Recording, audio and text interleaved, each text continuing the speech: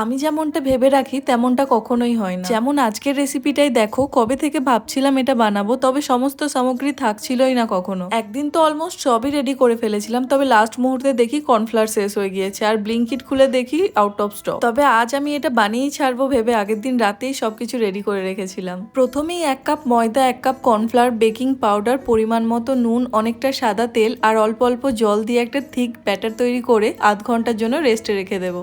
এর মধ্যে অন্য একটা বাটিতে 2 চামচ তেঁতুলের পাল্প, 2 চামচ ধনে পাতা, পুদিনা পাতা আর কাঁচা লঙ্কা বাটা, 2 চামচ টমেটো কেচাপ, 1 চামচ চিনি গুঁড়ো, সামান্য ব্রেড ক্রামস আর 2 চামচ ছাতু দিয়েছি। আর দিয়েছি কাশ্মীরি লঙ্কা গুঁড়ো, গোলমরিচ গুঁড়ো, বিট নুন, শাহি মরিচের গুঁড়ো আর গরম মশলা দিয়ে একসাথে সব মেখে নেব। এবার কিছুটা পনিরকেও পাতলা পাতলা করে কেটে নিয়েছি। একটা করে পনিরের স্লাইসের মধ্যে তৈরি করে রাখা পুরটা এক সাইডে চাড়িয়ে দিয়ে ওপর থেকে আরেকটা পনিরের স্লাইস দিয়ে ঢেকে দেব। সবগুলো হয়ে গেলে একে একে তৈরি করা ব্যাটারে ডুবিয়ে গরম গরম তেলে ভেজে নিয়েছি হালকা গোল্ডেন কালার আসা পর্যন্ত। ব্যাস, তাহলেই দেখবে একদম অনুষ্ঠান বাড়ির মতো পনির পাসিন্দা রেডি হয়ে গিয়েছে। এইরকম ভাবে বানালে তোমরাও খুবই সহজে বাড়িতে পনির পাসিন্দা তৈরি করে নিতে পারবে। রেসিপিটা কেমন লাগলো কমেন্টে অবশ্যই জানিয়ে যেও যেন। আর এইরকম আরো নতুন নতুন ভিডিওর জন্য চ্যানেলটাকে সাবস্ক্রাইব করতে ভুলো না।